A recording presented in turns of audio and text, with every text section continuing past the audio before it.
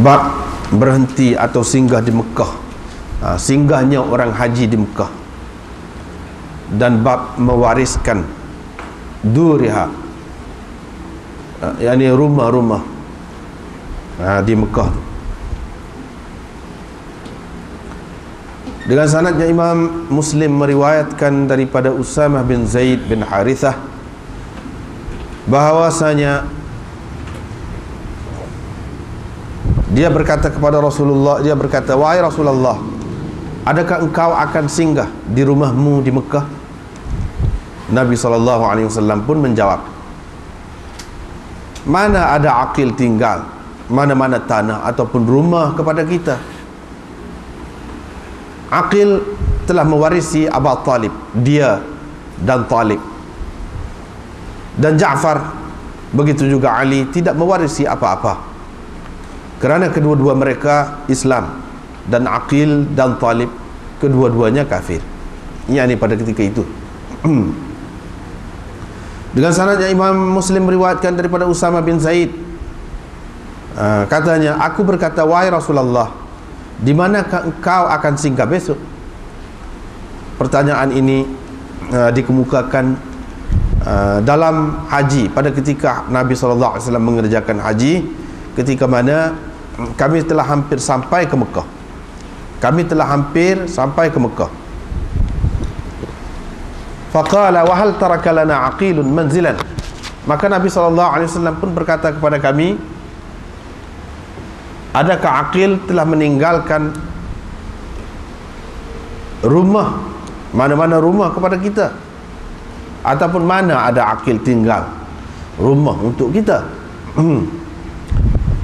Dengan sanadnya Imam Muslim meriwayatkan lagi daripada Usamah bin Zaid, katanya, "Wahai Rasulullah, di manakah engkau akan singgah besok? InsyaAllah." Ini berlaku pada masa pembukaan Mekah. Nabi SAW menjawab, "Mana ada Aqil meninggalkan mana-mana rumah kepada kita atau kepada kami." Babu jawazil iqamah bi Makkah lil muhajir minha ba'da faraghil hajj wal umrah 3 ayyam bila ziyadah. Bab keharusan menetap di Mekah bagi atau kepada orang yang telah berhijrah daripada Mekah selepas selesai menunaikan haji dan umrah selama 3 hari, tidak lebih. Tidak lebih dari itu. Dengan sanadnya Imam Muslim meriwayatkan daripada Abdurrahman bin Humaid bahawa dia telah mendengar Umar bin Abdul Aziz bertanya As-Sa'ib bin Yazid, katanya, "Adakah engkau telah mendengar berhubung dengan menetap di Mekah apa-apa hadis?" Maka Sa'id berkata, "Saya telah mendengar." Ala Al-Hadrami berkata, "Saya telah mendengar Rasulullah SAW bersabda,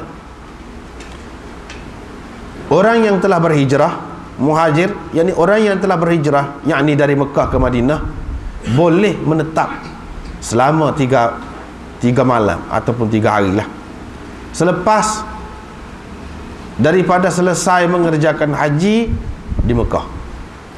Yani orang yang telah berhijrah dari Mekah ke Madinah boleh menetap di Mekah selama 3 hari atau 3 malam. Di sini salasah tu mana salasah layal. Kalau salasah ayyam, hak tulah lah, bukan maksud malam saja, maksudnya 3 hari 3 malam, lebih kurang lah. Ba'da sadar, yang selepas mengerjakan ibadat haji. Ka'annahu yaqul, seolah-olahnya dia berkata, la yazidu 'alaiha, tidak boleh dia melebihkan daripada tempoh itu.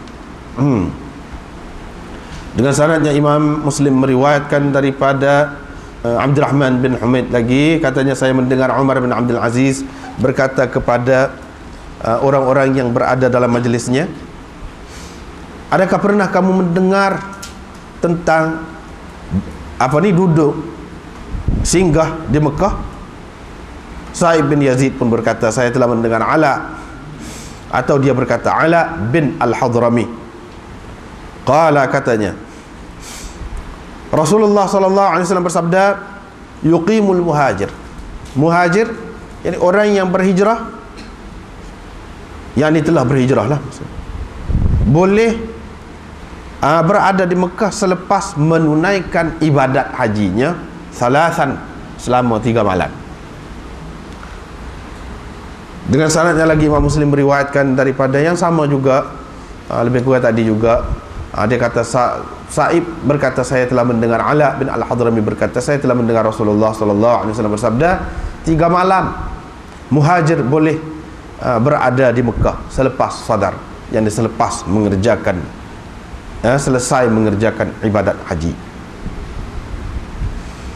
Ini pun itu juga, sanad itu juga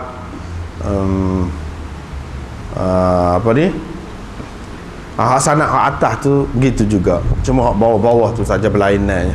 Atas tu serupa je. Ala bin Al-Hadrami menceritakan kepada perawi ini, yakni Sa'ib bin Yazid, bahawa daripada Rasulullah sallallahu alaihi wasallam sabdanya, mukthul muhajir, menetapnya atau beradanya muhajir di Mekah selepas menunaikan ibadat hajinya salasun, ialah 3 hari ataupun 3 malam. Dengan sanad satu lagi itu pun begitu juga, lafaznya pun sama. Bab tahrimi Makkah wa tahrimi saydiha. Ini bab pengharaman Mekah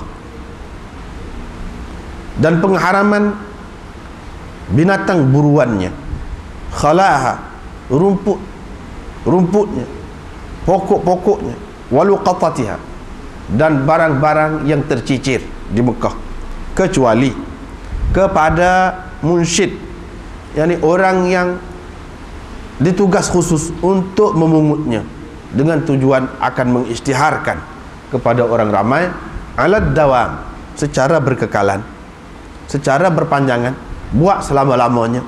Mana haram tu buat selama-lamanya. Pengharaman Mekah tu maksudnya menjadikan Mekah sebagai tanah haram. Itu makna pengharaman Mekah tu. Bab menjadikan Mekah sebagai tanah haram, menentukan Mekah sebagai tanah haram, dan mengharamkan memburu binatang buruannya, wa khalaha, rumputnya dan pokoknya, dan begitulah seterusnya. Dengan sanad Imam Muslim meriwayatkan daripada Ibnu Abbas, katanya Rasulullah sallallahu alaihi wasallam bersabda pada hari Fath, pada hari pembukaan Mekah. Maksud pembukaan itu pembukaan Mekah. La hijrata, tiada lagi hijrah, tetapi yang terus ada ialah jihad dan niat. Bila kamu ustumfirtum, dikerah, famfiru, maka keluarlah kamu untuk berperang. Waqala, dan baginda bersabda pada hari Fath, pada hari pembukaan, yakni pembukaan Mekah, inna hadzal balad, sesungguhnya negeri ini telah pun diharamkan oleh Allah, yakni telah pun dijadikan oleh Allah sebagai tanah haram. Yauma, pada hari dia telah menjadikan langit-langit dan bumi ini, yakni semenjak itu lagi. Fahuwa haramun, maka ia haram dengan kehormatan, dengan pengharaman daripada Allah hingga hari kiamat. Dan sesungguhnya ia tidak halal, sesungguhnya tidak halal berperang di situ kepada sesiapa pun sebelumku, dan tidaklah halal kepadaku kecuali seketika sahaja dari waktu siang. Fahuwa haramun, ia haram dengan pengharaman daripada Allah hingga hari kiamat. La yu'dhadu syauku, tidak boleh dipatahkan durinya. Wala yunaffaru sayduhu, tidak boleh diliarkan binatang buruannya. Wala yaltaqitu, tidak boleh sesiapa memungut, illa man arrafaha, kecuali orang yang akan mengisytiharkannya, mewar-warkannya. Wala yukhtala khalaha, dan tidak boleh diambil, dipotong khalaha, rumputnya, ataupun dicabut rumputnya. Faqala al-Abbas, maka Abbas berkata, wahai Rasulullah, kecuali idkhir, kerana ia adalah untuk tukang besi dan tukang emas di kalangan mereka, wali buyutihim, dan untuk rumah-rumah mereka. Maka Nabi SAW pun bersabda, kecuali idkhir, Dengan sanad yang satu lagi super tu juga hadisnya, cuma dia tak ada sebut dalam riwayat ini yauma khalaqas samawati wal ardha, tu tak ada. Pada hari dijadikan Allah langit-langit dan bumi ini, yang di semenjak hari itu lagi tak ada sebut. Dan dalam riwayat ini badal al-qital, di tempat qital itu disebut qatl, itu saja bezanya. Tadi wa innahu lam yahillal qitalu fihi, tempat qital itu, wa innahu lam yahillal qatlu, tu bezanya. Wa qala, dan dia berkata la yaltaqitu luqatataha illa man 'arrafaha.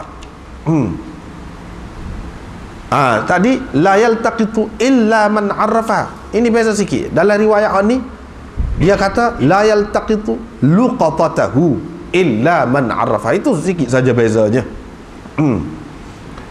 Dengan sanadnya Imam Muslim meriwayatkan daripada Abi Shuraih Al-Adawi bahwasanya dia berkata kepada Amr bin Sa'id ketika mana beliau menghantarkan pasukan-pasukan tentera atau bala tentera ke Mekah. Apa dia kata? I'dzalli, izinkan saya wahai Tuan Gubernur untuk saya ceritakan kepadamu suatu perkara yang mana Rasulullah sallallahu alaihi wasallam ucapkan pada keesokan harinya daripada hari pembukaan Mekah, di mana dua telingaku mendengarnya, hatiku mengingatinya, mataku melihatnya, ketika mana baginda berucap mengenainya. Baginda memuji-muji Allah, kemudian bersabda, sesungguhnya Mekah ini telah diharamkan oleh Allah, ia bukan diharamkan oleh manusia. Yang telah dijadikan sebagai tanah haram oleh Allah, bukan dijadikan sebagai tanah haram oleh manusia. Oleh itu, tidaklah boleh kepada sesiapa pun, tidak harus kepada sesiapa pun yang beriman kepada Allah dan hari kemudian untuk menumpahkan darah di sana. Dan dia tidak boleh memotong pokok di sana. Fa in ahadun, sekiranya ada sesiapa yang mengemukakan alasan tentang keharusannya dengan perang Rasulullah sallallahu alaihi wasallam di Mekah itu, maka kamu katakanlah kepadanya, sesungguhnya Allah telah izinkan kepada Rasulnya, dia tidak izinkan kepada kamu. Sesungguhnya Allah telah mengizinkan kepadaku di sana buat seketika sahaja dari siang hari, dan keharamannya telah kembali hari ini seperti keharamannya kemarin. Hendaklah yang hadir ini menyampaikan kepada yang tidak hadir. Maka dikatakan kepada, ditanya orang Abu Shuraih, apa Amar kata kepadamu? Katanya, dia kata, ana a'lamu bidzalika minka, aku lebih tahu darimu tentang perkara ini wahai Abu Shuraih.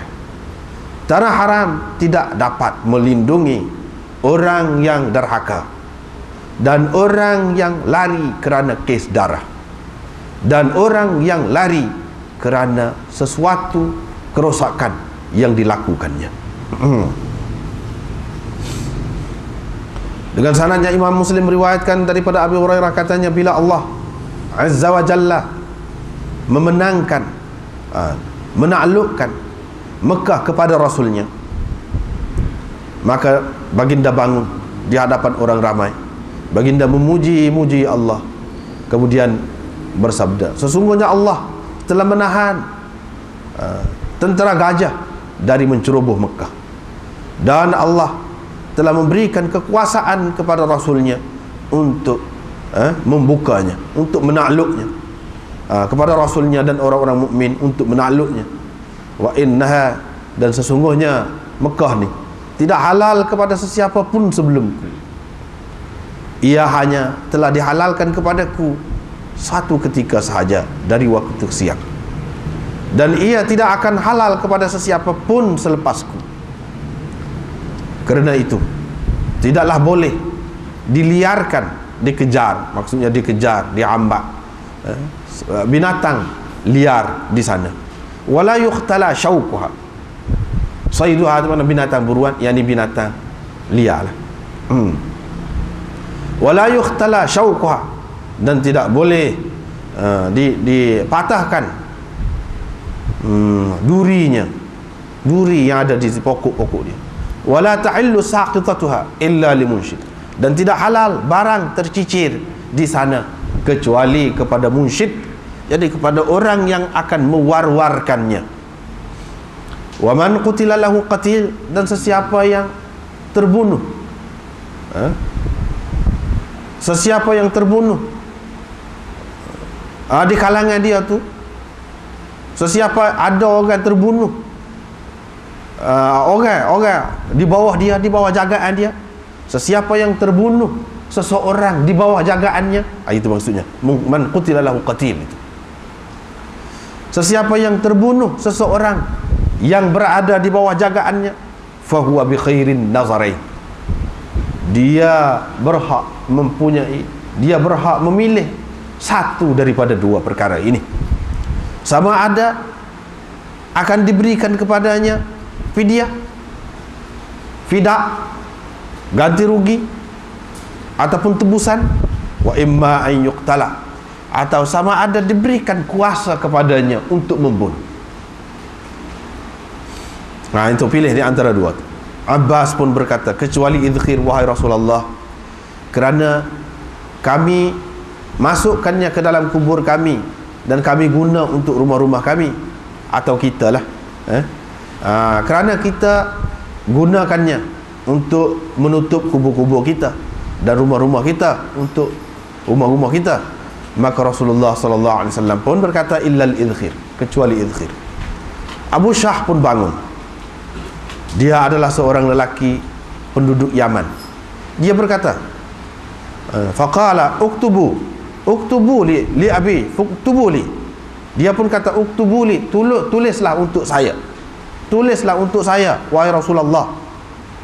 Maka Rasulullah sallallahu alaihi wasallam pun bersabda, uktubu li abi Syah, tulislah untuk Abi Syah. Al-Walid berkata, yang perawi ini, saya berkata kepada Auza'i, ma qawluhu uktubuli, apa maksudnya tulis untuk saya wahai Rasulullah itu? Qala, katanya, khutbah, itulah khutbah yang Rasulullah sallallahu alaihi wasallam ucapkan, yang dia dengar daripada Rasulullah sallallahu alaihi wasallam, itulah yang minta ditulis. Dengan sanadnya Imam Muslim meriwayatkan daripada Abi Hurairah, dia berkata, sesungguhnya kabilah Khuza'ah telah membunuh seorang lelaki daripada Bani Laith pada tahun pembukaan Mekah, kerana seorang yang telah terbunuh di kalangan mereka, yakni dibunuh oleh puak-puak Khuza'ah itu, dibunuh oleh puak-puak Bani Laith itu. Fa ukhbira bidzalika Rasulullah sallallahu alaihi wasallam, perkara itu, peristiwa itu, kejadian itu diceritakan kepada Rasulullah sallallahu alaihi wasallam. Baginda pun naik kenderaannya lalu berucap, katanya, sesungguhnya Allah Azza wa Jalla telah menahan gajah daripada Mekah dan telah memberikan kuasa kepada Rasulnya dan orang-orang mukmin untuk menakluknya. Ingatlah bahawa sesungguhnya Mekah ini tidak halal kepada sesiapa pun sebelumku, dan tidak akan halal kepada sesiapa pun selepasku. Ingatlah, sesungguhnya ia telah dihalalkan untukku hanya seketika saja dari waktu siang. Ingatlah, wa indah saati, ia sekarang ini, ia yakni Mekah ni sekarang ini adalah haram, tidak boleh dipotong ataupun dipatahkan durinya, dan tidak boleh ditebang pokoknya. Wala yaltaqitu saqitataha, dan tidak boleh seseorang itu memungut barang-barang yang tercicir di sana, kecuali munsyid, kecuali orang yang memang ditugaskan untuk mengambil barang-barang yang tercicir itu dengan maksud untuk mewar-warkan. Sesiapa yang terbunuh seseorang yang berada di bawah jagaannya, fahuwa bi khairin nazarain, dia mempunyai dua pilihan. Dia boleh memilih satu daripada dua perkara ini. sama ada akan diberikan kepadanya, yakni diat, atau sama ada diberikan kuasa kepada ahlul qatil, yakni ahli keluarga orang yang terbunuh itu, untuk menuntut bela, untuk menuntut qisas. Itu makna yuqada, menuntut qawat itu maknanya qisas. Qala, kata perawi, maka datang seorang lelaki daripada penduduk Yaman, dipanggil dia Abu Syah. Dia berkata, tulislah untukku wahai Rasulullah. Maka Rasulullah SAW bersabda, tulislah untuk Abi Syah. Maka seorang lelaki Quraisy pun berkata, dia kata, kecuali idkhir, kerana kita gunakannya untuk rumah kita dan untuk kubur kita. Rasulullah SAW bersabda, illal idkhir, kecuali idkhir. Bab larangan membawa senjata di Mekah tanpa keperluan. Dengan sanadnya Imam Muslim meriwayatkan daripada Jabir, katanya, saya telah mendengar Nabi SAW bersabda, tidak halal kepada seseorang dari kamu, yakni kepada sesiapa pun dari kamu, untuk membawa di Mekah ini senjata. Bab keharusan masuk ke Mekah tanpa ihram. Dengan sanadnya Imam Muslim meriwayatkan daripada Anas bin Malik bahawa Nabi SAW masuk ke Mekah pada tahun pembukaan Mekah dalam keadaan kepalanya, di kepalanya ada mighfar, jadi ada topi besi. Bila dia mencabutnya, memecahnya, datanglah seorang lelaki. Dia berkata, Ibnu Khattal sedang bergantung di kelambu Kaabah. Faqala, maka Nabi SAW bersabda, bunuh dia. Faqala Malik, Malik berkata, ya. Ini ceritanya, ini perawi ini anak murid dia, Yahya berkata, Yahya, ini tiga orang anak murid Imam Muslim, Abdullah bin Maslamah Al-Qa'nabi, Yahya bin Yahya, dan Qutaibah bin Sa'id. Yahya ni kata, ni lafaz Yahya ni, dia kata kepada Malik, adakah Ibnu Syihab telah menceritakan kepadamu riwayat ini daripada Anas bin Malik bahawa Nabi SAW telah masuk ke Mekah, dan seterusnya sampai ke akhir sini? Malik kata, ya, ya. Dengan sanadnya Imam Muslim meriwayatkan daripada Jabir bin Abdullah Al-Ansari bahawa Rasulullah SAW masuk ke Mekah. Qutaibah berkata, masuk pada hari Fathi Mekah dalam keadaan baginda memakai serban hitam tanpa ihram. Dalam riwayat Qutaibah, qala, katanya, haddatsana Abu Zubair an Jabir, haddatsana Abu Zubair an Jabir.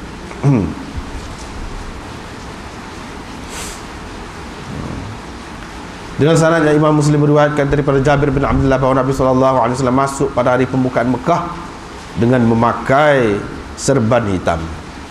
Ini yang satu lagi ni pun begitu juga daripada Amr bin Huraith bahawa Rasulullah SAW berucap di hadapan orang ramai dalam keadaan baginda memakai serban hitam. Ini pun seterusnya daripada orang yang sama lagi, Amr bin Huraith, kata dia, semacam saya nampak lagi Rasulullah SAW berada di atas mimbar dengan memakai serban hitam.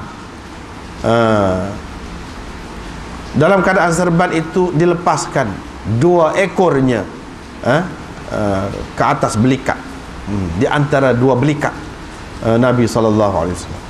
Walam yaqul Abu Bakar, dalam riwayatnya tak ada sebut di atas mimbar itu, tak ada sebut. Begitulah. Ini masuk bab lain pula, bab kelebihan Madinah pula ni. Ini masih lagi Mekah. Kita tengok dulu. Bab yang mula-mula tadi, bab singgah ataupun berhentinya orang haji di Mekah. Orang yang buat akikah haji itu berhenti di Mekah. Nak berhenti mana? Dan bab mewariskan rumah-rumah ataupun kediaman-kediaman yang berada di Mekah, bolehkah diwarisi ataupun dibuat apa-apa lagi lah, dijual, disewakan, bolehkah tidak? Itu bab dalam bab ni lah. Hadis yang dikemukakan di sini ialah hadis mula-mula sekali Usamah. Dia tanya, wahai Rasulullah, di mana engkau akan singgah besok di Mekah? Bila sampai di Mekah nak singgah mana? Adakah engkau akan singgah di rumah engkau? Rumah lama lah. Nabi SAW pun kata, mana ada akil tinggal apa-apa tanah ataupun rumah pun yang untuk kita. Jadi ceritanya akil ini adik-beradik kepada Sayyidina Ali. Adik-beradik kepada Sayyidina Ali. Akil dan Talib seorang lagi. Talib ni adik-beradik dia juga. Pada masa itunya kedua-dua orang ni tidak Islam lagi. Jadi bila Abu Talib ni mati, boleh pesaka tu ke dia. Adapun Ali dan Ja'far adik-beradik juga, tapi dia sudah Islam dah pada masa tu, tak boleh pesaka. Tak boleh pesaka. Itu satu. Yang kedua, pendapat yang kedua iaitu bukan masalah pesaka apa ni, tidak masalah pesaka, yang ambil ke dia. Yang ambil ke dia. Talib tu mati. Talib tu mati lepas pada tu. Lepas tu dia retah ke dia. Seperti mana orang kafir yang lain, dia retah. Dia kuasai harta orang-orang Islam yang telah berhijrah daripada Mekah ke Madinah. Dia ambil ke dia, pokok dia. Begitu. Hak ni pun akil pun buat gitu juga. Bila dia ambil, dia jual kepada orang lain. Ada juga pendapat yang kedua yang mengatakan begitu. Jadi ada dua pendapat lah sini. Yang pertama, mana dia terima, dia ambil tu secara warisan daripada Abu Talib. Yang keduanya tadi, iaitu dia ambil dengan cara retah lah. Cara retah, dengan menguasai rumah-rumah tadi dan jual sewenang-wenangnya. Sebab boleh ke dia berlaku. Anak-anak dia mana lari, boleh ke dia. Anak-anak Abu Sufyan mana lari, boleh ke dia. Anak-anak orang ni mana lari, boleh ke dia. Gitulah caranya.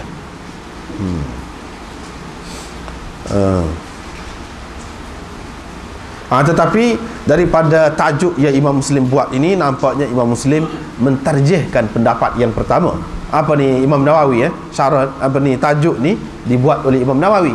Sesoalnya Imam Nawawi sokong hak itulah. Apalagi dalam hadis itu pun ada sebut waritha. Perkataan waritha, mewarisi, maknanya dia ambil tu secara warisan. Artinya boleh terima pesaka gapo di Mekah ni.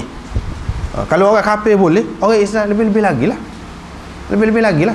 Katakanlah lepas pada Fatih Mekah, lepas pada tu orang Islam beli, hak kafir tu pun jadi Islam. Memang gitu pun. Hak mana katakanlah sesiapa daripada mereka tu beli, bukan hak dia asal, boleh beli. Lepas tu bila beli, dia mati, boleh diwarisi oleh orang lain. Bukan kata tanah di Mekah ni jadi hak kerajaan, semuanya hak kerajaan, ikut kajian, tidak. Tidak.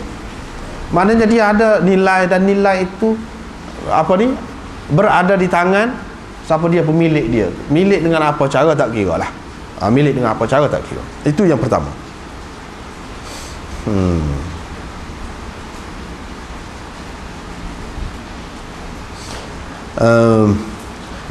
Seterusnya Daudi berkata akil telah jual semua hak Nabi SAW dan hak orang-orang daripada Bani Abdul Muttalib yang berhijrah. Daudi kata lagu tu. Maknanya tidak sabit dia warisi ni. Sebut warisi ni makna bukan makna warisan yang sebenarnya, tidak. Sebab kalau warisan yang sebenar, apa kena mengena dengan orang lain? Ayah dia tu bolehlah dia warisi orang lain. Habis dia ambil ni bukan harta ayah dia saja yang dia ambil, harta orang lain. Pokok Bani Abdul Muttalib ni pun dia ambil juga. Kalau nak kira warisan, tidak. Sebab itulah Daudi kata ini bukan warisi. Ini dari segi bahasa saja mewarisi, dia boleh ke dia. Itulah yang dikatakan warisan ini bukan dapat pesaka mengikut cara yang sebenar, tidak.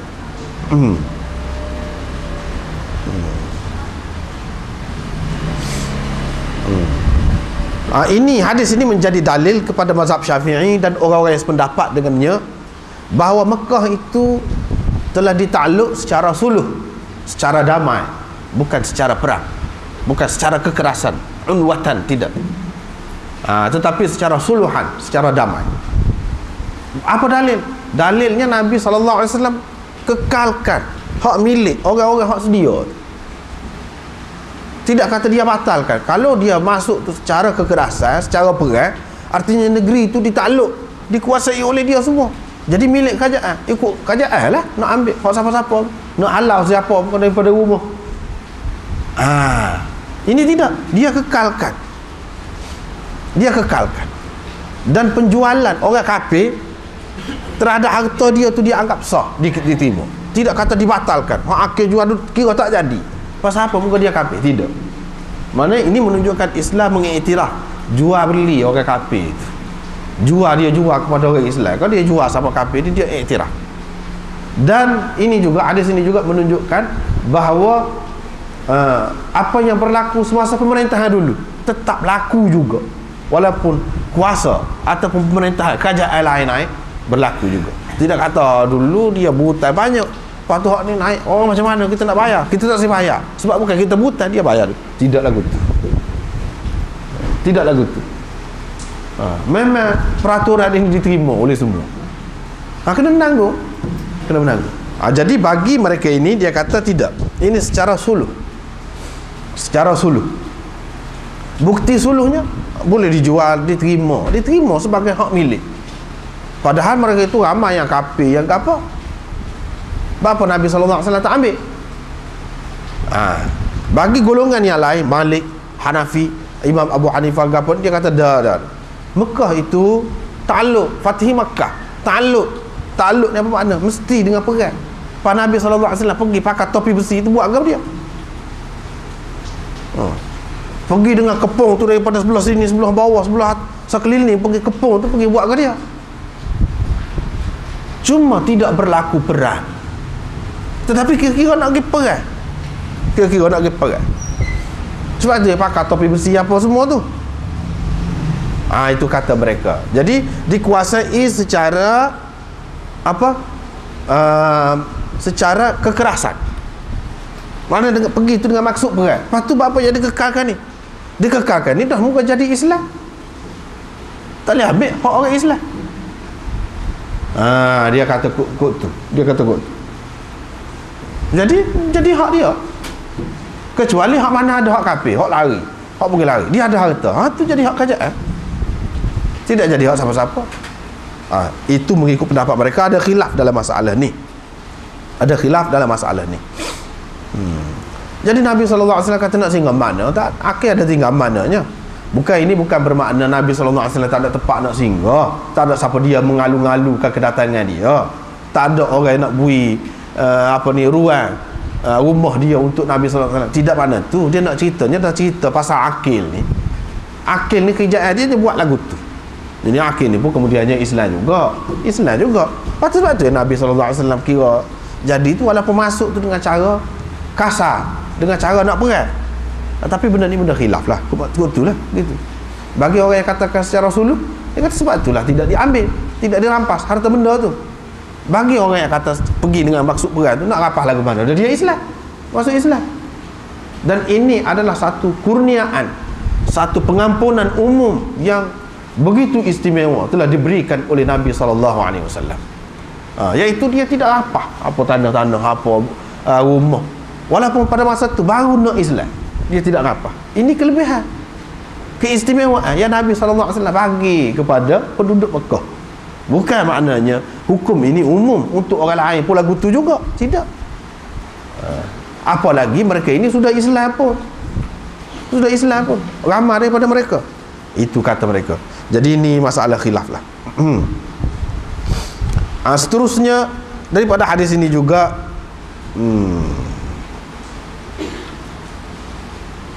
itulah naknya. Abu Hanifah, Malik, Auza'i dan lain-lain mengatakan, di tempat yang lain akan datang, Imam Nawawi sendiri mengatakan, majoriti ulama mengatakan Mekah itu ditakluk secara kekerasan. Dia akan sebut di tempat sini dia tak sebut. Cuma dia sebut khilaf. Tapi hak lebih ramai apa sini, Malik, Abu Hanifah, Auza'i wa akharun dan lain-lain. Cuma dia tidak sebut al-aktsarun. Di tempat akan datang dia akan sebut al-aktsarun. Hak majoriti, hak lebih ramainya mengatakan Mekah itu ditakluk secara kekerasan, walaupun tidak berlaku peperangan tu pada arah tidak. Tetapi pergi dengan cara perang. Hadis ini juga menjadi alasan kepada orang yang mengatakan bahawa orang Islam tidak boleh mempersakai orang kafir dan orang kafir tidak boleh mempersakai orang Islam. Pesaka-pesaka ni yang berlaku di antara sesama Islam. Kalau keluarga hak tidak Islam, ditinggal ada harta kaya, tak ada. Inilah di antara dalil mereka. Sebab apa? Ali tak boleh terima, Ja'far tak boleh terima pesaka. Hak boleh terimanya Aqil dan Talib sahaja. Aqil dan Talib sahaja. Hak tu hak boleh terima. Tetapi di sini dia ada sebut sikit ni. Di kalangan Imam Ishaq bin Rahway wa ba'dhi salaf, dan sebahagian daripada salaf. Salaf ni di kalangan sahabatnya yang masyhur ialah Sayyidina Muawiyah dan Mu'adz bin Jabal, dan ada juga satu pendapat daripada Sayyidina Umar Al-Khattab radhiyallahu anhu. Ada juga yang mengatakan bahawa ni kena perhati sini pada sebut annal muslim yarithul kafir. Orang Islam boleh mempersakai orang kafir. Yang ni kalau ayah tu kafir mati, anak dia ni orang Islam boleh terima pesaka, ada hak. Tetapi orang kafir tidak boleh terima pesaka daripada orang Islam. Itu sepakat ijma' ulama, tak ada khilaf. Hak ni, hak alih ni, kalau hak kafir mati, ayah katakanlah mati, anak Islam dia boleh menerima pesaka mengikut pendapat mereka ini. Walaupun ini bukan pendapat jumhur, tetapi mereka ini pegang al-Islamu ya'lu wala yu'la alaih. Islam itu tinggi, tidak ada suatu agama pun yang lebih tinggi daripada dia. Jadi di antara ketinggian dianya, keistimewaan Islamnya, iaitu orang Islam dia boleh terima pesaka daripada orang kafir.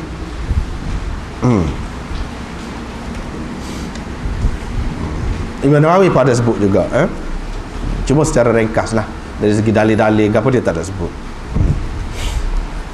Bab harus bermukim, harus berada di Mekah bagi muhajir. Ini bagi muhajir, bukan bagi orang lain tak. Bagi orang yang telah berhijrah dari Mekah ke Madinah selepas selesai haji dan umrah selama 3 hari sahaja, tidak lebih dari itu. Siapa lagu tu sekali hukum Nabi SAW. Hukumlah kalau kita nak kata, tapi hukum dia cara halus sebab dia orang cerdik. Hukum Nabi SAW kepada penduduk Mekah, kepada ahli keluarga dia yang duduk di Mekah, selama ni tak cara ke dia, selama ni halau dia, halau ni mana-mana lari ni, mana lari dah pecih sangat kan, tak sah. Pergi pun sekadar buat ibadat, lepas tu balik tidak negeri kita, seseolah ni sampai dia pun mati wafat tidak di Mekah, dikebumikan di Madinah. Itu keistimewaan Madinah, iaitu mati kubur dia tu duduk sana. Secara halus lah ni, secara halus tak sah, tak bui sekali 3 hari. Tapi kalau orang tidak hijrah tak apa, mari daripada mana-mana, hak tidak pernah hijrah tak apa, duduk lebih. Ni masalah hak hijrah daripada Mekah ke Madinah. Tak boleh duduk. Sekat tu bagi hak cerdik-cerdik gak sedih benar. Kita tak cara anak buah kita juga dia dulu, tapi kita tak cara siapa gitu sekali. Pada agama dia nak baik sebab semata-mata hak dia nak, tapi kita tak cara, kita tak sambut. Boleh kau kan? Boleh kau kan? Inilah ceritanya. Dia kata muhajir boleh berada selama 3 malam selepas sadar, yang selepas mengerjakan ibadat haji di Mekah. Ka'annahu yaqul, seolah-olahnya dia berkata la yazidu 'alaiha, tidak boleh lebih daripada itu. Ni hak satu lagi ni pun Umar bin Abdul Aziz juga tanya macam mana tentang muhajir ni duduk di Mekah ni selama mana boleh. Lagu tu jugalah, iaitu selepas menunaikan ibadat hajinya selama 3 hari saja. Hak tu tak boleh. Dan hal lain tu pun begitu jugalah kesimpulannya. Adanya lebih kurang aja, beza-beza lafaz dia sikit-sikit lah. Jadi anda pun tidak sebut semua lah tu, sebab kita maklum dah Muslim ni kadang-kadang sepatah dua pun nak beza tu dia mari juga. Ini menunjukkan bahawa orang-orang yang telah berhijrah daripada Mekah sebelum Fatih Mekah kepada Rasulullah SAW, haram kepada mereka bermustautin di Mekah. Haram kepada mereka bermustautin di Mekah dan bermukim di sana pun tak boleh. Suatu ketika dulu. Kemudian dia haruskan kepada mereka bila mereka sampai ke sana untuk buat kerja haji ataupun umrah ataupun selainnya, untuk duduk selepas selesai daripada mengerjakan haji itu, selepas selesai 3 hari, selepas 3 hari selepas selesai tadi mesti kena balik pergi sampai setara tu, tidak boleh lebih daripada 3 hari. Jadi setengah-setengah ulama beristidlal dengan hadis ini,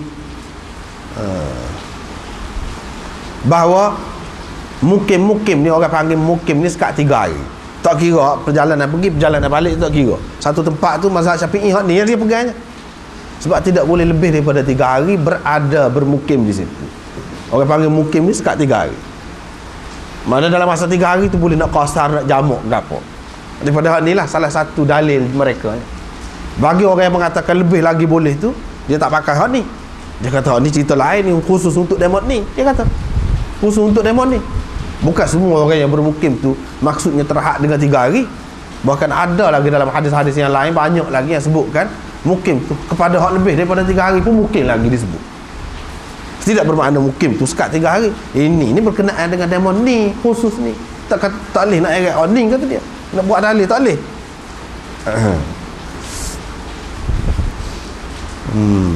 Jadi bagi orang yang terima hak ni, 3 hari ni mukim ni, hukum dia seperti musafir lah. Maknanya boleh boleh apa ni, dia sembahyang qasar ataupun jamuk ke apa, boleh tadi.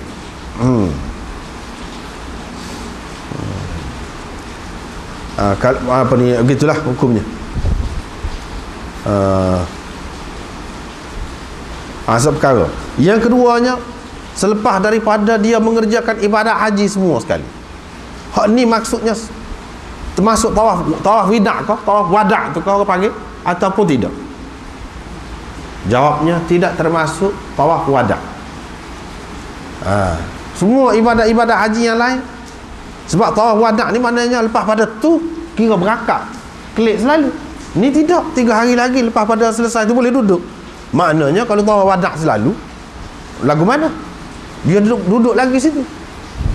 Ini menunjukkan bagi setengah-setengah ulama, dia mengatakan bahawa kebanyakan ulama lah, tawaf wada' itu tidak termasuk dalam manasik haji, tidak termasuk dalam ibadat haji yang khusus.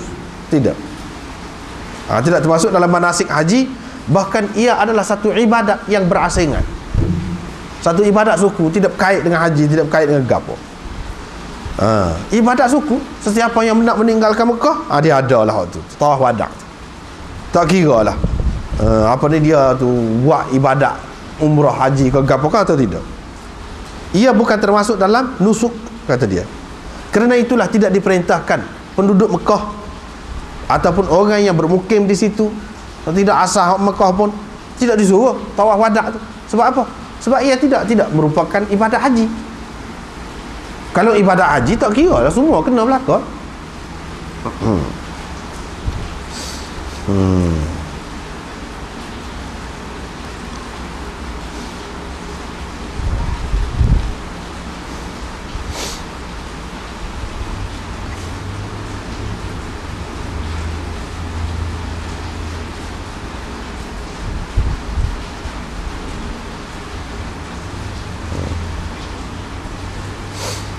Kemudian Qadhi Iyad kata, ini Imam Nawawi nukil ni, di dalam hadis ini ada hujah bagi orang yang melarang orang muhajir sebelum Fathi Makkah untuk berada tetap di Mekah selepas pembukaan Mekah.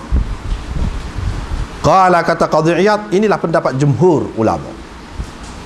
Wa ajaza lahum jama'atun ba'da al-fath ma'al ittifaq ala wujubil hijrati alaihim qabla al-fath.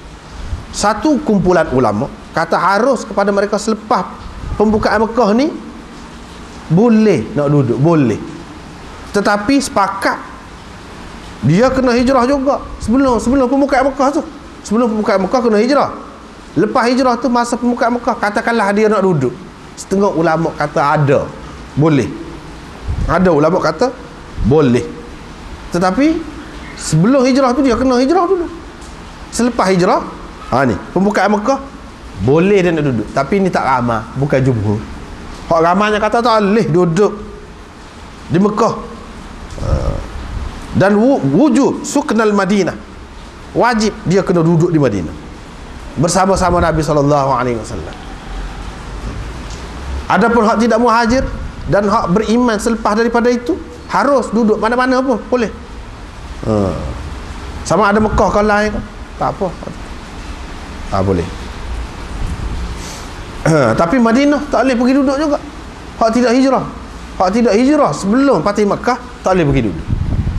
Inilah dalil ataupun hujah yang kuat bagi ulama yang mengatakan Sayyidina Muawiyah itu, begitu juga ayah dia Abu Sufyan itu bukan Islam pada Fatih Makkah.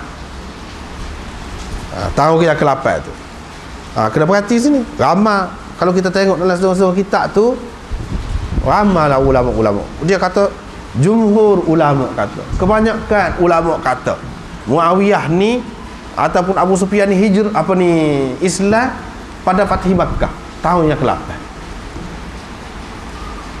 Ramai kata gitu. Sebenarnya demo ni lari dalam Bukhari, dalam Muslim, dalam banyak kita jumpa warna tau, pengaruh dengan sejarah tak betul. Dia sebut Abu Sufyan duduk Madinah, Muawiyah duduk Madinah. Kalau dia ni tidak muhajir sebelum Fatih Mekah, mana boleh pergi duduk di sana? Tak boleh. Dia ada rumah, ada gapo di sana, menunjukkan dia ni Islam sebelum Fatih Mekah. Bila Islam sebelum Fatih Mekah, dia wajib kena pergi sana, kena pergi Madinah. Sebab itu dia balik sana. Tetapi ahli-ahli sejarah ni nak memburuk-burukkan dia, keturunan dia ni, nak cerita, nak pelambak lah. Mana dia ni baru Islam, tidak lama, tak masuk mana lah Islam dia tu. Boleh jadi ada kepentingan, terpaksa. Fatih Makkah ni terpaksa. Kalau tidak boleh jadi bahaya, nyawa terancam. Maknanya tak dia dapat dipastikan lagi keimanan mereka itu. Ke situ dia nak pergi. Lepas tu dia nak mari. Lepas Nabi SAW kata, man dakhala dara Abi Sufyan fahuwa amin. Siapa dia masuk dalam rumah Abu Sufyan, dia selamat. Apa makna? Dia kata, di pokok ni kata, ini nak beri penghormatan kepada Abu Sufyan. Biar Abu Sufyan tu berasa hina. Selama ni dia tak beri peluang kepada Nabi SAW. Ni bila Nabi berkuasa, begitu Nabi SAW beri peluang kepada dia. Mana kalau orang masuk dalam rumah dia, penuh dah masuk dalam rumah dia. Kalau walaupun tidak Islam, selamat dia. Sebenarnya apa yang Nabi SAW kata Abu Sufyan, tak kata orang lain. Sebenarnya apa yang Nabi SAW kata Abu Sufyan, tak kata orang lain. Sebab dia tahu dah Abu Sufyan ni Islam. Tanda itu tanda dia ni Islam dah lah. Bukan semata-mata saja gitu saja, tidak. Karena dia ni Islam dah. Isyarat situ. Dan hak lebih kebah laginya, iaitu dia duduk di Madinah. Duduk di Madinah.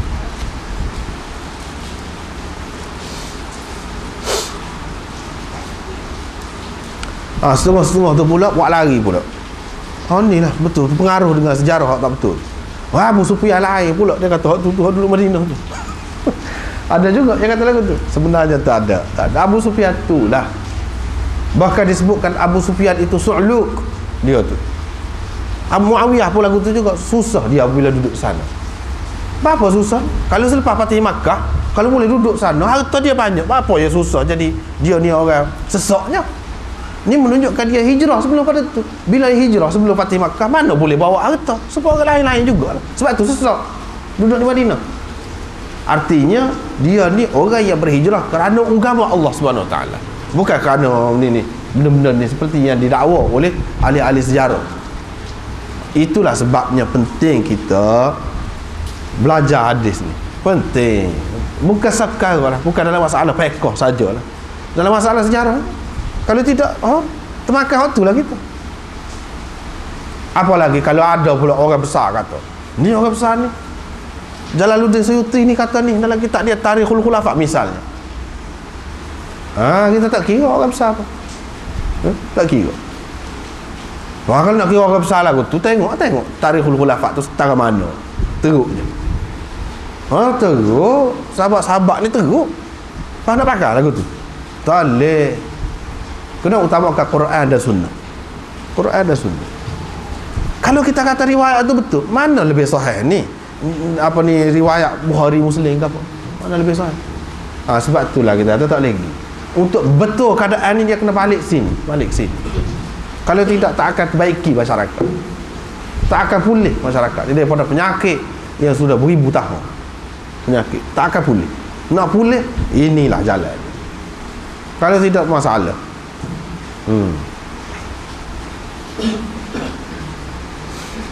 Sebab itulah Imam Ahmad kata, bila orang tanya berkenaan dengan hadis, la tazalu ta'ifatun min ummati zahirina 'alal haqq, akan terus ada satu golongan daripada umatku yang tetap berada di atas kebenaran. Dan hadis tu banyak lagi, ada dengan tambahan-tambahan, la yadurruhum man khadalahum, gapo, orang yang menghina mereka tidak akan memudaratkan mereka, dia tidak akan terjejas apa-apa. Ada juga tambahan tu, ada juga sekat tadi. Orang tanya Imam Ahmad, siapa dia? Satu golongan daripada umat ni yang tetap akan ada di atas kebenaran ni. Dalam setengah riwayat tu, hatta ya'tiya amrullah, sehingga kiamat. Nabi kata, siapa dia?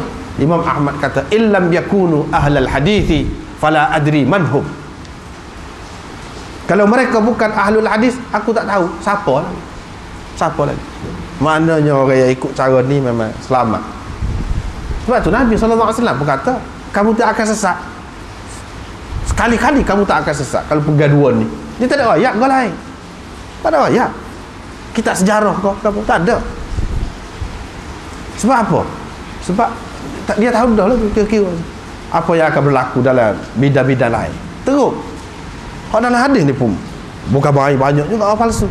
Tapi kalau mengikut kaedah ni, selamat kaedah. Itulah hak kita nak. Yang istimewa. Ini semua ulama terima lagu ni. Terima. Tengok kitab mana pun dia kata lagu tu. Tengok kitab mana. Dia kata orang Islam sebelum Fatih Makkah wajib kena pergi, kena tinggal. Dalam Quran pada sebut lagu tu. Dalam Quran pada sebut. Jadi tiba-tiba pergi kona pun air pula. Pasal apa? Pasal saat ni. Itulah bahaya sungguh, bahaya. Kalau orientalis kecek senang. Kita kata dia orientalis, dia kafir. Kita tak boleh terima ilmu ni hak Islam. Ulama pula kecek. Lepas tu kalau kita royak, kita baiki, dia kata siapa dia kita? Pula. Itulah susah. Susah. Ada orang yang mana secara tidak langsung, walaupun dia tidak kata, tapi secara tidak langsung akan jadi gitulah. Dia lebih sayang kepada Ibnu Ishaq lagi daripada kepada sahabat dan kepada Rasulullah. Kalau kita kata tak boleh pakai hal ni, tak boleh, sama dia kita. Lepas tu kalau kita tanya, sama dia Imam Malik, dia kata, kita katakan kata saja, tak ada pasal. Jadi kadang-kadang orang ngaji pun cara mikir itu tidak seperti orang ngaji. Kita sayang siapa sekarang? Kalau tak ada Ibnu Ishaq, orang tak tahu kau sejarah Islam. Buta sejarah kau jadi semua. Tak akan dapat ditulis kau anak-anak Nabi tu nama apa dia, cucu dia apa orang, tak tahu. Tak nyabik waktu boleh tahu juga. Kau tak ada masalah, ni jadi masalah. Sebab apa? Sebab mari dalam bentuk lagu tu. Bahaya. Lagu tu. Ni dalam kita ahli sunnah dah. Sikit kena piah-piah tu berat dah. Kalau atas nama Islam lain, Islam Syiah kau, Islam Qadiani kau, dakwah Islam Bahai kau, lagilah teruk. Dah tu tak ada langsung dah hadis-hadis ni, tak cara ke hadis dah. Dia kata orang yang nak pegang dengan ni. Kalau kita nak pakai cara hadis ni, patut sejarah tak ada nak boleh pegang. Kalau cara mudah lah kepada anak, kalau betul lagu tu, tak sah lah buat sejarah, tak sah. Kalau lagu tu, tapi tidak lagu tu sejarah ni, dia ada hak betul tu kita boleh ambil lah. Hak betul tu, hak tidak bercanggah dengan hak ni. Seperti benda-benda lain juga, sains kau, pendapat sains kau, penemuan apa-apa, selagi tidak bercanggah dengan Quran dan Sunnah, kita boleh terima. Tapi kalau buat mari teori evolusi manusia ni jadi daripada beruk, siapa dia nak boleh terima lagu tu? Tak boleh. Supaya juga orang lain-lain pun lagu apa salahnya? Kita boleh terima selagi tidak bercanggah dengan Quran dan Sunnah. Kalau duduk situ senang. Seseolahnya apabila kita mengambil sikap begini, orang tak faham. Dia kata kita nak mengenepikan sejarah semua, tak saya pakai sejarah, nak pakai hadis saja.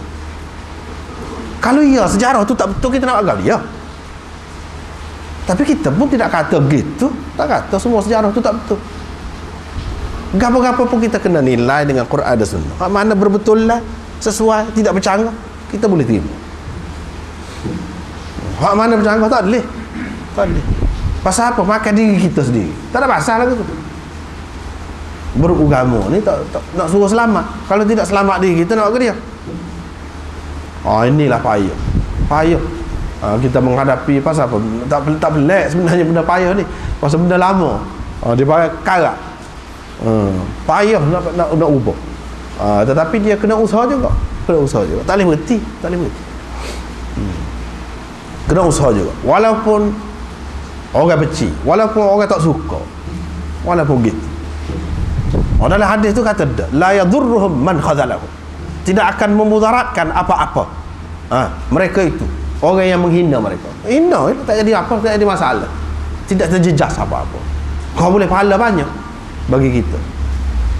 Gitu je lah. Banyak perkara lah, banyak perkara.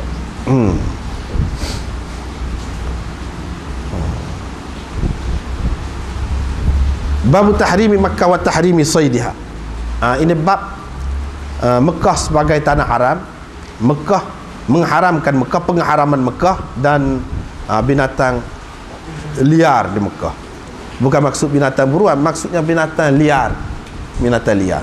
Kalau hak tidak liar tu macam kambing, hak binatang ternakan, macam ternakan unta ataupun lembu ataupun ikan yang dipelihara gapo tu boleh ambil, hak tu boleh makan, boleh sembelih, hak tu hak ni said. Said ni binatang liar. Binatang liar. Dia tidak mari dekat kita. Kalau mari lari. Binatang liar. Seperti burung. Tu liar lah. Burung, kijang dan sebagainya lah. Seumpama itu.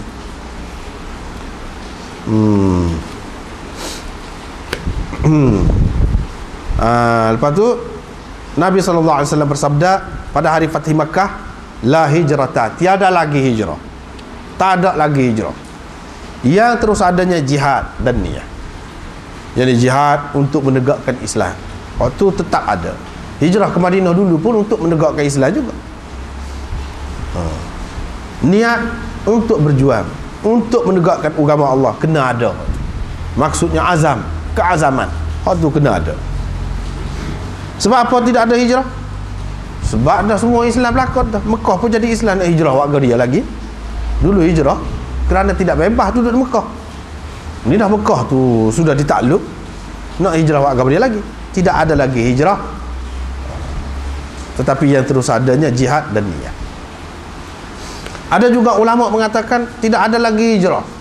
Tak boleh hijrah mana-mana pun. Duduk mana-mana tak boleh hijrah. Itu tak, pendapat itu tak sedap, itu tak kemah tu. Hijrah tu tetap ada. Hijrah tu. Hak sini maksudnya tiada hijrah daripada Mekah ke Madinah. Tidak ada hijrah. Tidak ada kelebihan hijrah pun. Kecuali kalau orang duduk di negeri orang kafir, tak boleh nak apa ni, mengamalkan agama di situ. Tu kena hijrah. Boleh nak hijrah. Boleh pahala juga. Ni maksudnya daripada Mekah ke Madinah selepas pembukaan Mekah. Kalau tempat lain kita tidak selamat nak mengamalkan agama situ, waktu kita kena hijrah juga, boleh pahala sepatutnya. Tapi kalau kita dengan niat hijrah, nak hijrah daripada tempat ni ke tempat tu semata-mata ada kelebihan? Tak ada. Nak hijrah sini nak nego saja. Iyalah ada kelebihan lah, nego tu boleh jadi maju sikit kita kata. Tapi dari segi nak pahala agama tak ada gapo. Hijrah tidak ada lagi hijrah. Hijrah yang membawa pahala. Hijrah yang membawa pahalanya kalau ada pun hak serupa dulu, hak hijrah dulu lagu mana? Apa sebab? Kalau ada pula sebab tu, maka boleh hijrah pula. Itu satu. Yang keduanya, ada juga yang mengatakan tiada lagi hijrah daripada Mekah ke Madinah. Ini isyarat daripada Nabi SAW bahawa selepas ni Mekah ni akan turun Islam. Tak ada dah ketika mana orang Islam ni kena lari pula daripada Mekah ni, kena pergi hijrah ke lain. Itu maksudnya di sini. Dia nak cerita hak akan datang tiada lagi hijrah daripada Mekah ke Madinah. Pasal apa? Pasal Mekah ni akan jadi negeri Islam buat selama-lama. Ada juga yang mengatakan begitu. Hak adanya jihad dan niyah. Hak adanya jihad dan niyah. Wa idza stumfirtum fanfiru. Bila kamu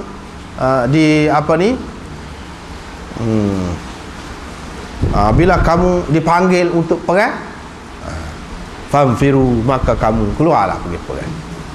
Artinya mana duduk bila dalam negara Islam, dalam negeri Islam, maka tidak ada lagi lah hak nak hijrah ke sana kemari, hak nak pergi perang, hak nak takut-takut ke apa tu, tak ada dah. Tinggal lagi ke apa dia kalau nak ada perang apabila kita digesa, diperintah, diseru untuk berjihad, maka kena pergi berjihad. Yang ini mengikut arahan. Sebab apa? Sebab ini sudah ada kerajaan yang besar. Kerajaan kena ikut, patuh pada pemerintah lah. Tak boleh nak buat sendiri-sendiri, suka-suka, sewenang-wenangnya nak pergi perang sana sini, tak boleh. Nak pergi bunuh orang tu orang ni, tak boleh. Kena dengan restu ataupun dengan kebenaran penguasa kerajaan. Dan dia kata pada hari Fatih Makkah itu, inna hadzal balad, negeri ini telah diharamkan oleh Allah semenjak dia menjadikan langit-langit dan bumi. Maknanya Allah yang menjadikan Mekah ni sebagai tanah haram. Ia haram dengan keharaman daripada Allah hingga hari kiamat, dan tidak halal kepada sesiapa pun untuk berperang di situ. Dulu sebelum pada aku dan selepas pada aku ni pun sebentar saja dibenarkan. Ini dalil bagi orang yang mengatakan Nabi SAW ni pergi ke Mekah tu unwatan, pergi dengan kekerasan, pergi dengan maksud perang. Sebab apa? Dia kata ni tidak halal kepada sesiapa perang di situ. Hak sebelum aku tak ada siapa, dan tidak halal kepadaku. Halal apa dia? Dhamin, fa'il, dia balik kepada kita tu lah. Maknanya halal kita. Maknanya Nabi SAW pergi perang tu dengan kekerasan lah. Walaupun tidak berlaku perang secara besar-besaran, tak ada, tetapi dengan maksud pergi halal, dia halalkan perang juga pada Nabi SAW. Yang masuk pergi pakai topi besi gapo tu. Itulah maksudnya. Bagi dia tu dia pegang dengan ni. Tadi kan kita sudah sebut dah ada khilaf dalam masalah itu. Haram dengan kehormatillah, yakni keharaman daripada Allah hingga hari kiamat. Apa makna haram? Kita tidak boleh buat serupa tempat lain lah. Duri dia tak boleh kita nak buat tak satu kali. Hak mana pokok duri tu, memang duri situ. Dia duri. Binatang liarnya tak boleh diliarkan, tidak boleh dikejar, tidak boleh dihambat. Biar dia bebas. Mana nak cerita biar betul-betul aman sungguh. Bukan aman tu aman manusia. Aman manusia saja. Siapa ke binatang pun, siapa pokok kayu pun aman. Tak boleh kita lalu-lalu situ belah-belah bawa kayu, bahan pokok kayu, biar luruh daun dia, tak boleh. Kena beringat sahabat.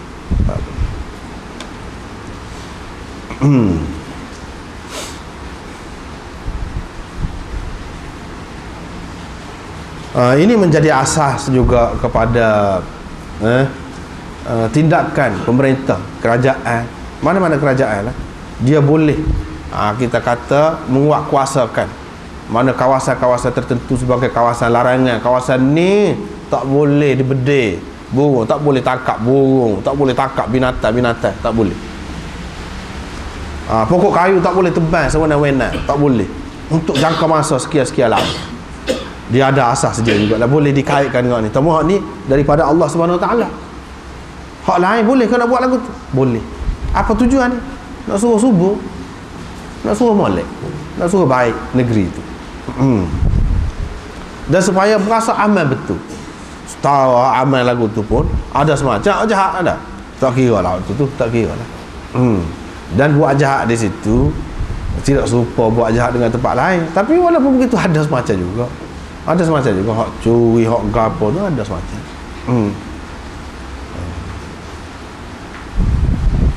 Wala yukhtala khalah, nak cabut rupuk dia tak boleh juga. Lepas tu kalau lagu tu pokok dia tak boleh nak tebal. Kalau lagu tu, kalau pokok dekat rumah kita siapa membahayakan kita lagu mana? Tu kecuali. Tu termasuk dalam hak kecuali. Kalau membahayakan orang. Pokok duri dia dan sebagainya. Itu kecuali. Kalau dalam batas-batas yang tidak mengganggu orang, tak boleh diganggu. Kena biarkan dia. Kalau hak mengganggu kita, siapa membahayakan kita, supaya binatang-binatang lah. Nabi SAW membenarkan kita membunuhnya. Ada beberapa binatang yang membahayakan, itu terkecuali. Illal idkhir, kecuali idkhir. Kata Abbas, ini untuk tukar besi, tukar emas guna. Dia awak nyalakan api dia. Guna sebagai apa ni?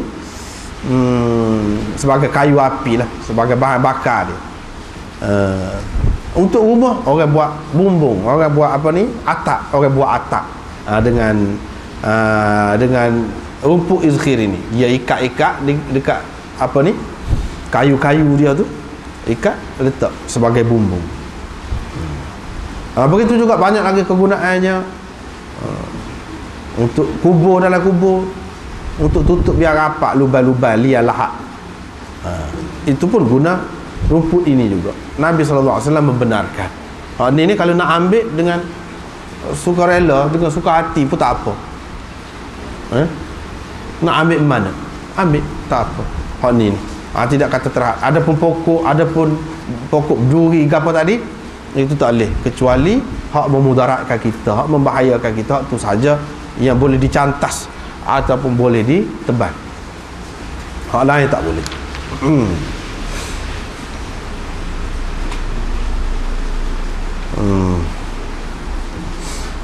Ada dalam setengah-setengah hadis akan datang kita akan jumpa, iaitu Mekah ni telah diharamkan oleh Nabi Ibrahim. Jadi nampak macam ada percanggahan dengan hak ni dengan dalam riwayat yang lain. Jawapannya, hak sebenarnya Allah Subhanahu Wa Taala yang mengharamkan semenjak dia menjadikan langit dan bumi lagi. Hak ni kawasan ni kawasan nak buat sebagai tanah haram. Tertuduh.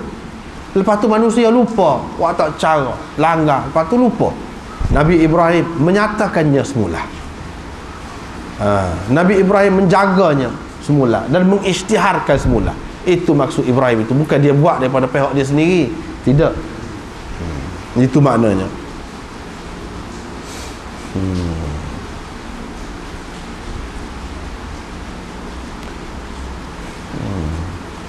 Ada juga ulama yang mengatakan Allah SWT sudah tentukan dalam Lauh Mahfuz hak ni hak dia nak buat. Kemudian yang mula-mula buat di atas dunia ni, mula-mula isytihar sebagai tanah haram, siapa dia? Nabi Ibrahim. Itu ada juga yang mengatakan begitu. Allah SWT tentukan itu, tentukan di Lauh Mahfuz, tentukan dalam ilmu dia nak lagu ni. Tetapi dalam dunia ni, dalam masyarakat manusia, siapakah yang mula-mula mengisytiharkan apa ni keharamannya itu? Iaitu Nabi Ibrahim. Ada juga yang mengatakan begitu.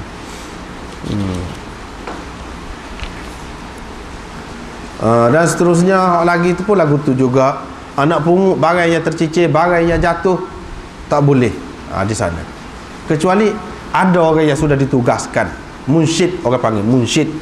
Hak tu dia boleh ambil, itu pun dengan maksud nak isytiharkan kepada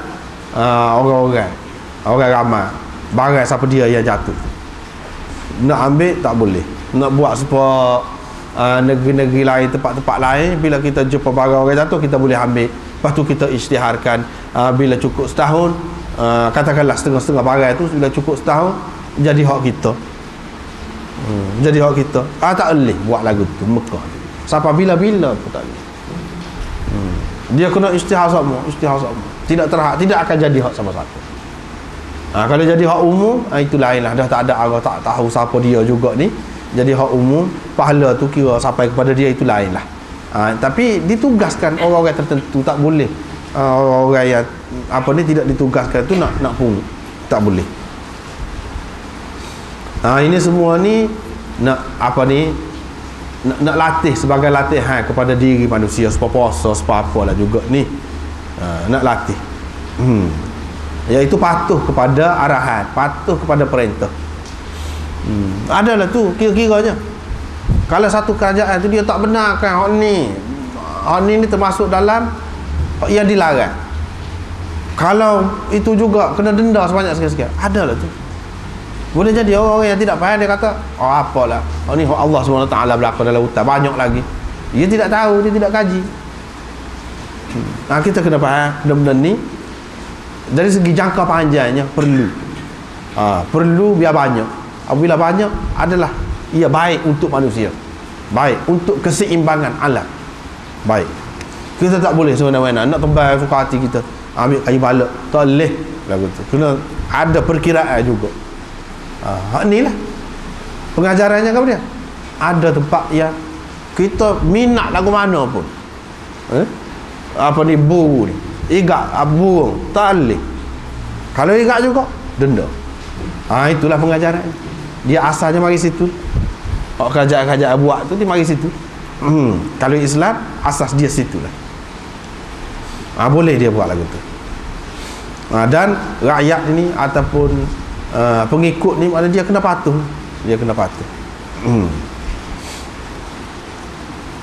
Sepatutnya maknanya kita ni orang agama ni tidak nanti kena denda lah, patuhnya. Seperti mana di sini. Di sini takut kena video, takut dosa, takut gapo. Sepatutnya kena takut waktu. Setiap benda yang dibuat ni, kalau dengan jemaah, dengan kumpulan ramai, dengan ahli-ahli fikir yang fikir benda tu, tentu dia ada ambil kira kebaikan dia. Sebab tu dilarang. Lepas tu lain-lain lagi tu lebih kurang tu jugalah.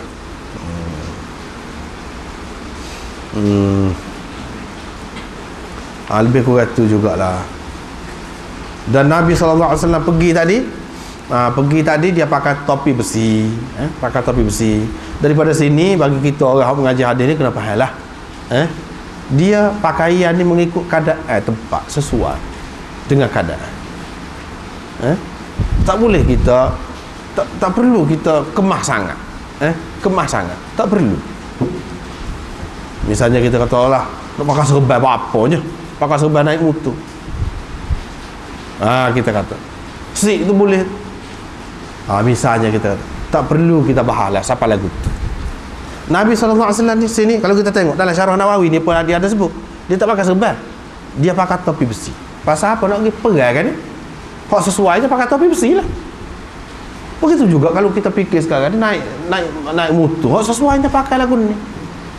Ataupun nak main ni apa ni, hoki kau gapo kau nak kena pakai lah muka ni. Pak jari tu kalau tak pakai hak tu kena muka. Dia nak main tak, biarlah reti peraturan cara dia tu untuk keselamatan kita juga. Apa salahnya? Lepas tu dalam hadis ni dia sebut, dia kata Nabi SAW pakai serban hitam pula. Bila masuk dalam tu berucap tu lagu mana? Hak masa mana pakai serban hitam, hak masa mana pakai topi besi. Ada setengah-setengah tu dia kata Nabi SAW tak pecah serban dia, dia pakai topi besi tu di atas serban. Ada juga orang kata lagu tu. Itu tak betul, itu tak betul. Tu dalam kitab ni boleh tak ada sebut lagu tu, tak ada. Qadiyah ke apa sebut. Dia kata Nabi SAW pakai topi besi saja, sebab dia tidak buat topi besi dia tu besar, supaya sesuai boleh masuk dengan dalam keadaan ada serban tu, tak ada. Jadi dia pakai tu. Lepas tu bila sampai sana keadaan tu sudah tenang, semuanya sudah aman, tunduk belakang, tak ada nak perang, tak ada nak lawan, dia pakailah serban hitam. Gitu cerita. Pas semasa berucap tu pakai serban hitam, tidak pakai topi besi. Gitu. Artinya pada ketika perlu pakai hak, kita pakai hak tu. Tak apa. Tidak kata orang lebah dia lagu mana, pecah serban dia, pecah piah dia. Dah, dia sesuai dengan keadaan. Sesuai dengan keadaan. Ketika hujan, pakailah baju hujan, pakai topi sudu apa apanya. Dah hujan. Tak perlulah kita pakai dalam rupiah lagi. Kalau nak pakai pun tak ada masalah. Benda tu harus berlaku, harus. Tapi menyusahkan. Kadang-kadang jatuh, tak ada pasal. Benda sudah cukup dah. Daripada sinilah dalilnya. Di sini juga, hadis ini juga menunjukkan pakai serban ni tidak semesti putih semua.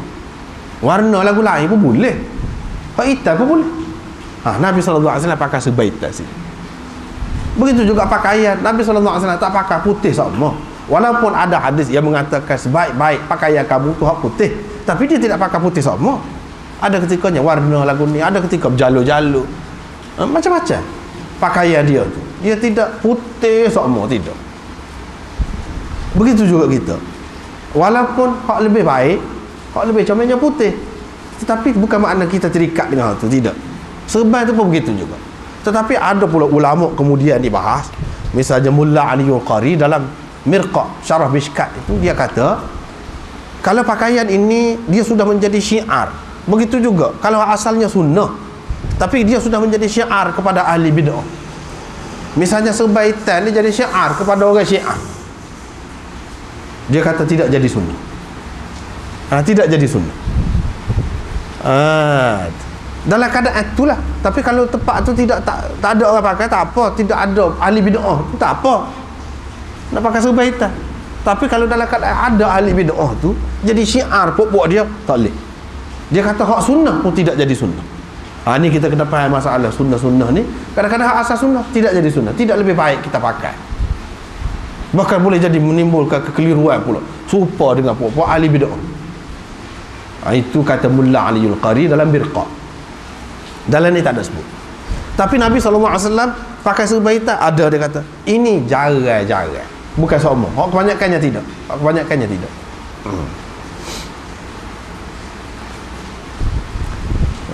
Lepas pada tu